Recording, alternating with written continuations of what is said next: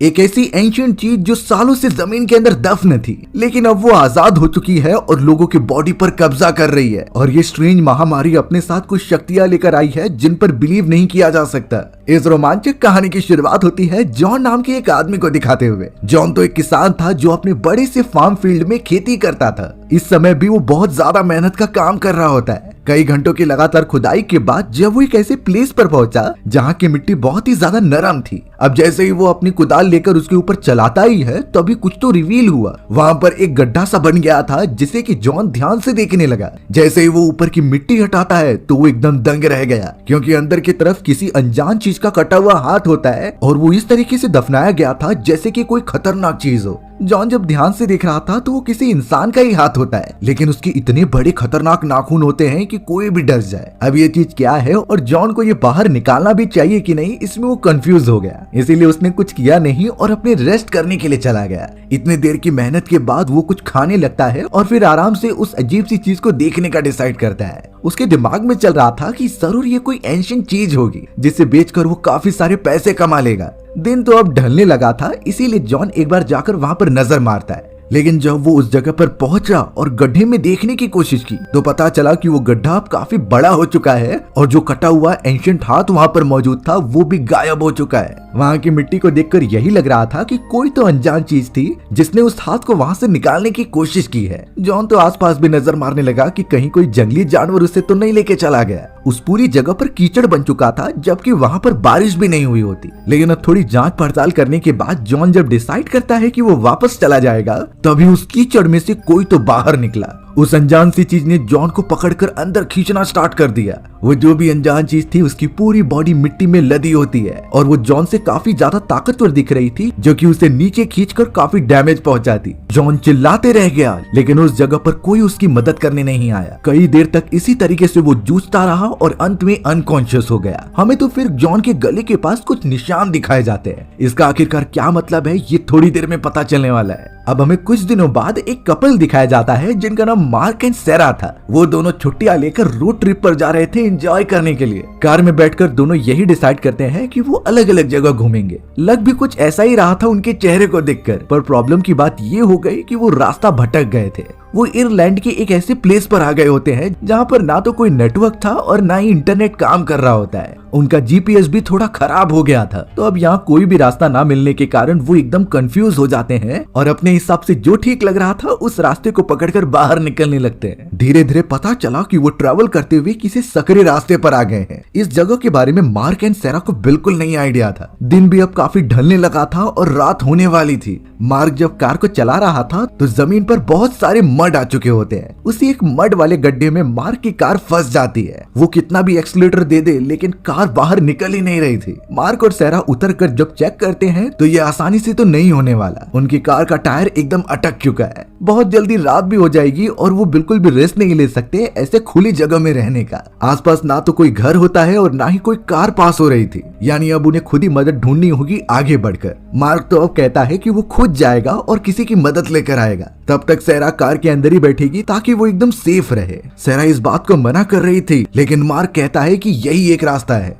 इसीलिए अब सेरा कार के अंदर चली जाती है और मार्क अपना जैकेट पहनकर कार से दूर जाने लगता है। चारों तरफ अब ऑलमोस्ट अंधेरा हो चुका था और अच्छे से कुछ दिखाई भी नहीं देता। यहाँ मार्क मडी वाले इलाके से बाहर निकलकर आगे बढ़ता ही रहा और लकीली उसे एक घर दिखाई दे जाता है। घर के पास आकर वो लगातार डोर को नॉक करने लगा ताकि जो भी है वो बाहर निकलकर उनकी हेल्प करे। बट कई देर तक नॉक करने के बावजूद भी कोई रिस्पॉन्स नहीं आता। मार्क तो उस जगह के हर जगह पर आवाज दे रहा था, लेकिन कुछ फायदा नहीं होता। अब जैसे ही वो जाने वाला होता है तभी पीछे वाले दरवाजे पर वो एक आखिरी बार नॉक करता है। पता चला कि वो दरवाजा पहले से ही खुला हुआ है। अंदर घुसने पर वो यहाँ के ओनर को आवाज लगा रहा था। घर में पूरी तरीके से शांति होती है जैसे कोई रहता ही नहीं। धीरे धीरे मार्क जब एक और रूम में चला जाता है तो वो एकदम दंग रह गया, क्योंकि सामने एक आदमी था जो अजीब तरीके से खड़ा होता है। उसकी बॉडी एकदम से कांप रही थी। मार्क जैसे उसके पास पहुंचा तो पता चला कि ये तो जॉन है जिसे हमने कहानी की शुरुआत में देखा था। जॉन की तबीयत ठीक नहीं लग रही होती और उसके गले पर अभी भी वो निशान मौजूद है। आखिर जॉन के साथ क्या हुआ मार्क को ये तो नहीं पता, इसलिए इंसानियत के नाते मार्क जॉन के पास चला जाता है उसकी मदद करने के लिए।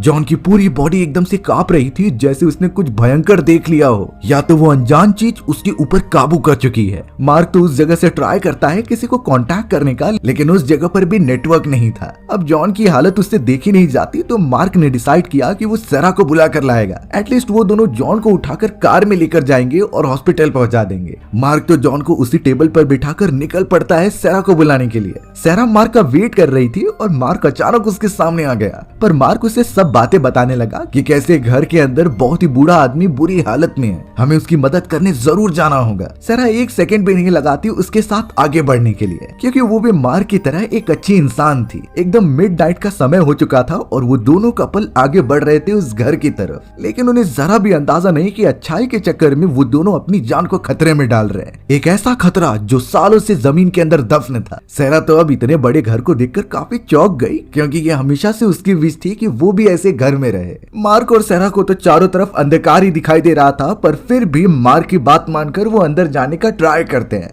धीरे धीरे जब वो उस घर का दरवाजा खोल रहे थे तो जॉन वहां पर नहीं था। जॉन तो उस जगह से कहीं और चला गया होता है। जल्द से जल्द वहां की लाइट्स ऑन करने पर पता चला कि सारी इलेक्ट्रॉनिक अप्लायंसेस खराब हो चुके हैं। अब मार्क एकदम टेंशन में आ गया, क्योंकि वो जब यहाँ पहुंचा था तब तो सारी इलेक्ट्रॉनिक डिवाइसेस काम कर रहे थे, लेकिन अब अचानक ऐसा क्या हो गया कि सब के सब खराब हो गए। मार्क सेरा को पीछे रहने के लिए कहता है, क्योंकि उसे कुछ गलत होने का एहसास हो रहा है। अब यहाँ ऊपर वाले कमरे से कुछ तो आवाजें आ रही थी, ऐसी आवाजें जैसे कि कोई गुनगुना रहा हो और उन्हें अपने पास बुला रहा हो। मार्क को लगा कि जरूर ये जॉन होगा जो डर के मारे ऊपर छुपा हुआ हो सकता है, तो इसीलिए मार्क और सेरा धीरे धीरे ऊपर वाले फ्लोर की तरफ जाने लगे। उन्हें नहीं अंदाजा कि किस खतरे का सामना वो करने वाले हैं, पर उनमें इंसानियत इतनी ज्यादा थी कि वो जॉन की मदद करना चाहते थे। आसपास की सारी चीजें बिखरी पड़ी हुई होती हैं, जैसे जॉन पर किसी ने हमला किया हो। लगातार वो जॉन को आवाज देते हुए आगे जैसे ही बढ़ते हैं तो पता चला कि एक अलमीरा के अंदर से जॉन बाहर निकलता है और बिना सेकंड गवाए वो मार्क के ऊपर जंप लगा देता है। देखने पर साफ पता चल रहा था कि जॉन का बिहेवियर काफी एग्रेसिव हो चुका है। वो पहले जैसा शांत बिल्कुल नहीं रहा।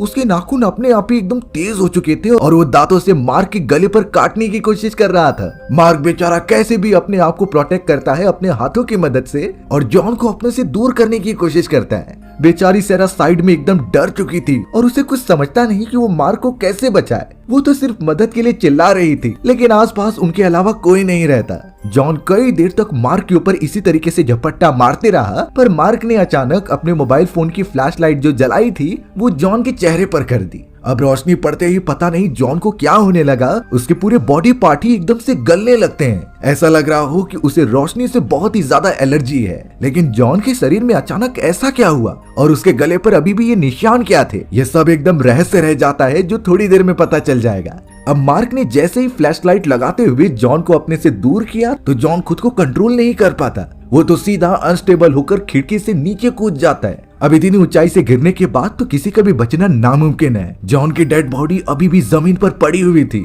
यहाँ थोड़ा कंफर्टेबल होने के बाद मार्क और सेरा उसे देखने के लिए जाते हैं। बाहर निकलने के बाद जब वो उसी जगह पर पहुंचे जहाँ जॉन गिरा हुआ था तो पता चलता है कि जॉन तो वहाँ पर है ही नहीं। उस जगह पर सिर्फ खून के धब्बे थे, यानी कि जॉन उस जगह से फॉरेस्ट की तरफ भाग गया है। उन दोनों को नहीं समझ रहा था कि कहीं जॉन को कोई बीमारी तो नहीं हो गई और उस बीमारी में वो खुद की बॉडी को कंट्रोल नहीं कर पा रहा। उन्हें नहीं अंदाजा है कि जॉन ने कई सालों पुरानी एंशिएंट खतरनाक चीज को जिंदा कर दिया है और अब तो देखकर लगता है कि जॉन पूरी तरीके से इन्फेक्टेड हो चुका है। यहाँ मार्क और सेरा डर के मारे यही कोशिश कर रहे थे कि उन्हें कुछ मदद मिल जाए और वो दोनों तुरंत ही यहाँ से निकलकर एक सेफ जगह पर पहुंच जाए। हमें तो झाड़ियों के अंदर से कुछ आवाज आती है और पता चला कि कोई तो है जो उन दोनों पर नजर रख रहा है। वहाँ पर जॉन के अलावा कोई और भी था जिसका चेहरा तो नहीं दिखाया गया, लेकिन बहुत ही ज्यादा अंधकार में वो किसी शैतान से कम नहीं लग रहा था। मार्क और सेरा को जहाँ भी जगह मिल रही थी वो उस जगह से आगे बढ़ते जा रहे थे। फिलहाल उन दोनों ने डिसाइड किया था कि वो अपनी कार के पास पहुंचेंगे, लेकिन प्रॉब्लम की बात ये हो जाती है कि वो कार की भी डायरेक्शन भूल गए कि उन्होंने पार्क कहाँ पर किया था। यानी देखा जाए तो वो पूरी तरीके से फॉरेस्ट में भटक चुके हैं। अंधेरे में उनके साथ क्या होगा और कैसे वो बचेंगे कोई नहीं अंदाजा।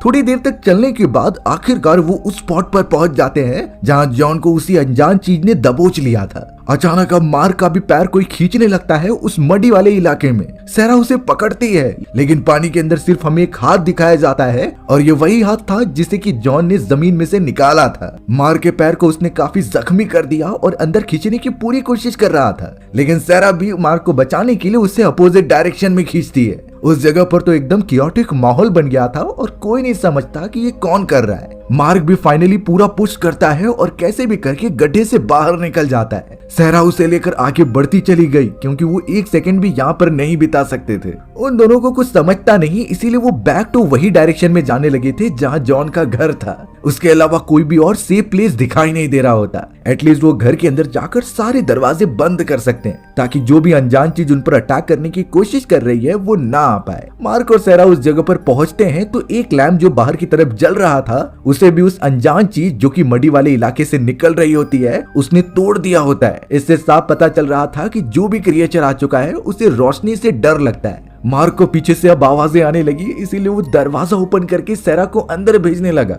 जैसे वो भी इंटर करता है तो पता चला कि पीछे से कोई परछाई आती है और वो तुरंत ही मार्क को धक्का देकर अंदर गिरा देती है। मार्क को इस पूरे प्रोसेस में इतनी ज्यादा चोट लगी थी कि वो उठ भी नहीं पा रहा था। हमें उसके बाद दरवाजे पर एक बड़ी सी परछाई दिखाई गई। उसके बड़े बड़े नाखून थे और किसी इंसान से तो वो दुगनी साइज का था। कंफर्मली ये कोई इंसान नहीं बल्कि एक एंशिएंट राक्षस है जो जॉन की एक छोटी गलती की वजह से वापस आ चुका है। धीरे धीरे अब वो अंदर घुसते जा रहा था और मार्क कभी भी अनकॉन्शियस पड़ा है। सैरा भी ये चीजें देख रही थी और उसने तुरंत ही अपना मोबाइल फोन उठाया ताकि वो फ्लैश लाइट ऑन कर सके, लेकिन प्रॉब्लम ये हो गई कि उसके फोन की बैटरी डेड हो जाती है। अब ऐसे तो वो फ्लैश लाइट जला नहीं सकती, तो वो काफी पैनिक होने लगी। क्रिएचर के आने की आहट अभी भी उसे सुनाई दे रही थी तो वो भाग कर गई कमरे के अंदर। उसे याद आया था कि जॉन का भी मोबाइल फोन मौजूद है। जैसे ही वो जॉन का मोबाइल उठाती है तो उसके अंदर बैटरी बहुत कम बची हुई थी। सैरा का दिमाग एकदम चकराने लगा था क्योंकि वो अनजान चीज मार्क को खत्म कर देगी। उसे अपने पार्टनर को किसी भी हालत में बचाना ही होगा। अब सैरा कोई इक्विपमेंट देखने के लिए तुरंत ही अपस्टेयर्स भागती है। उसे एटलीस्ट एक ऐसी चीज की तलाश थी जिससे वो रोशनी पैदा कर सके।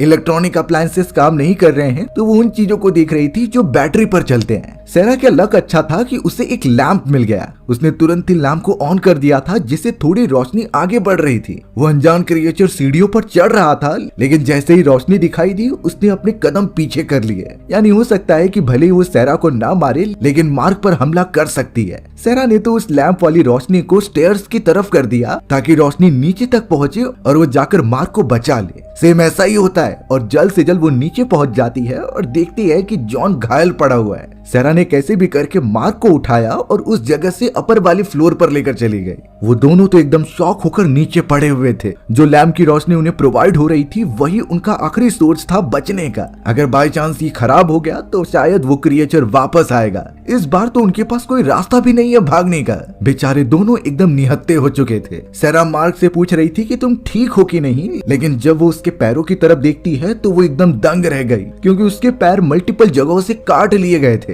पैरों पर इतने बड़े बड़े नाखूनों के निशान होते हैं कि कोई सोच भी नहीं सकता। इस हालत में तो मार्क को कैसे भी हॉस्पिटल लेके जाके ट्रीटमेंट करना ही होगा। बट मार्क कहता है कि रात ढलने तक हमें यहीं रहना होगा। अगर हम बाहर गए तो वो क्रिएचर और भी अटैक कर सकता है हम पर, तो अभी के लिए सबसे सेफेस्ट जगह यही है। मार्क तो कैसे भी करके सैरा को कंफर्ट कराता है क्योंकि वो पैनिक हो रही थी। उनके पास जब तक ये लैंप मौजूद है क्रिएचर ऊपर नहीं आ पाएगा। दोनों एक दूसरे को पकड़कर इस तरीके से बैठे हुए होते हैं जैसे कल सुबह का सूरज वो नहीं देखने वाले, और हो सकता है कुछ ऐसा ही हो। मार्क और सैरा इतना ज्यादा डर चुके थे कि वो आगे बढ़ नहीं सकते, लेकिन अगर मार्क का इलाज नहीं किया गया तो वो इन्फेक्शन फैलता जाएगा। उसके पैर पर जो चोट लगी है उसका इलाज जल्द से जल्द होना चाहिए।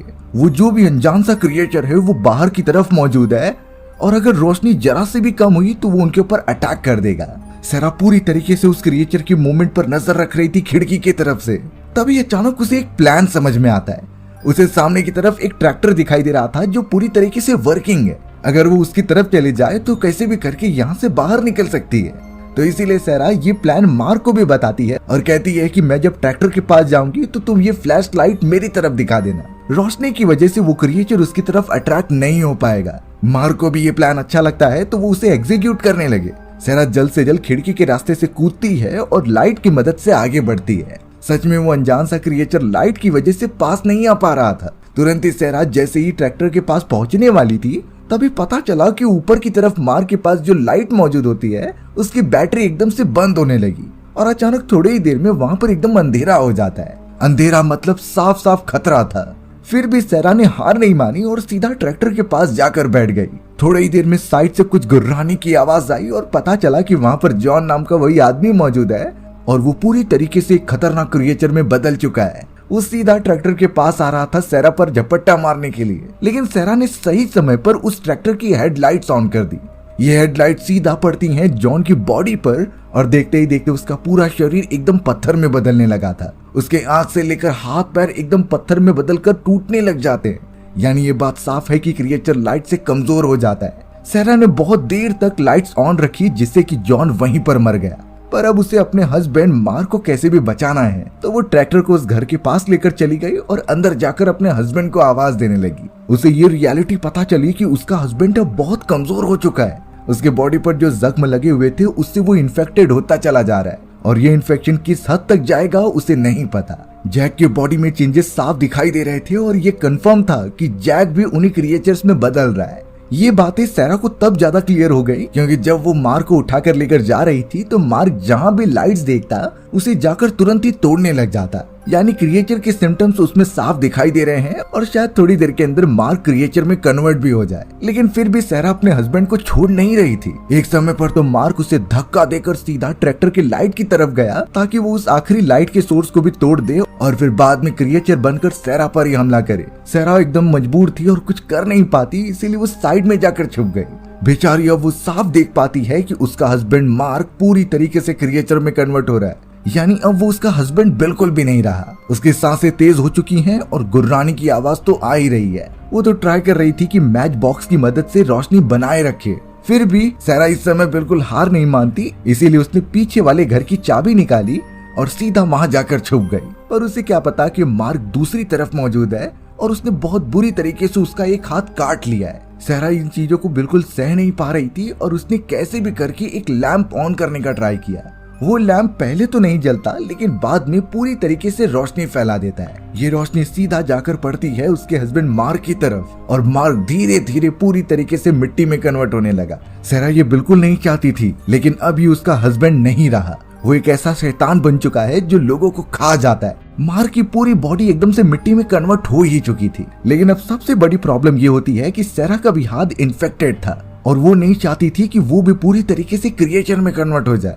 तो इस मोमेंट पर सहरा ने एक बहुत ही टफ डिसीजन लिया। उसने तो अपनी वो इन्फेक्टेड उंगली एकदम से काट दी होती है और ऑब्वियसली उसे बहुत ज्यादा पेन हो रहा था। लेकिन अभी भी वो मेन क्रिएचर बाकी है जो ये सारी चीजें कर रहा है। अगर वो ऐसे आजाद घूमता रहा तो और भी लोगों को अपना शिकार बनाएगा। इसीलिए सहरा ने डिसाइड किया कि उसके मरने से पहले वो उस क्रिएचर को खत्म करेगी। वो बहुत ही हिम्मत जुटाकर उस क्रिएचर को चारों तरफ ढूंढने लगी। सहरा के दिमाग में एक प्लान पहले से ही चल रहा था जिसे वो एग्जीक्यूट करती है। उसने अपने हाथ में कुछ गैसोलीन की बोतल्स ले ली और एक लैंप ले लिया होता है। उसे पता था कि लैंप की रोशनी देखकर वो क्रिएचर भले ही उसके पास ना आए लेकिन उसके थोड़े ही दूरी पर वो अटैक करने के लिए रेडी रहेगा। तो इसीलिए सहरा ने इन्हीं चीजों का फायदा उठाया। वो सबसे पहले क्रिएचर को अट्रैक्ट करते हुए एक खुले एरिया में लेकर आती है। अब इस समय तो चारों तरफ अंधेरा ही हो चुका था, सिर्फ दिखाई दे रही थी तो सहरा और उसके हाथ में मौजूद एक लैंप। हमें वो क्रिएचर भी नोटिस होता है जो धीरे धीरे उसके पास आ रहा था। पता नहीं सहरा उससे बच भी पाएगी कि नहीं, लेकिन तभी हमें पता चला कि सहरा ने जो लैंप लिया था उसे वो तुरंत ही बंद करके नीचे फोड़ देती है। इससे ये रिवील हुआ कि वो चारों तरफ सिर्फ गैसोलीन गिरा रही थी और उस क्रिएचर को एक जगह पर ट्रैप करने का एक प्लान बना रही थी। वो प्लान एकदम अच्छे से एग्जीक्यूट होता है और पूरी तरीके से वहां पर आग लग गई। गैसोलीन के ऊपर खड़े रहने के कारण क्रिएचर की भी बॉडी जलने लगी थी। वो बहुत ही जोर जोर से तड़पते हुए वहीं पर जलने लगा। वो बहुत ही जोर जोर से तड़प रहा होता है। सहरा उस नजारे को देख रही थी क्योंकि उसने उसी के हस्बैंड को मारा है। जैसे तैसे पूरी रात बीत जाती है और सहरा एक आखिरी सर्वाइवर थी जो इतने खतरनाक क्रिएचर से बच कर निकली है। सहरा तो अब उगता हुआ सूरज देख रही थी जो शायद उसकी जिंदगी की एक नई शुरुआत है। आगे से शायद वो क्रिएचर किसी और लोगों को परेशान नहीं करेगा। हमारी भी कहानी अब इसी तरीके से यहीं खत्म हो गई। तो व्यूअर्स, अगर आपको मेरा नरेशन 1% भी अच्छा लगा होगा ना तो वीडियो को लाइक एंड चैनल को सब्सक्राइब जरूर कर देना। मिलते हैं इसी तरीके की मजेदार वीडियोस में, तब तक के लिए बाय बाय।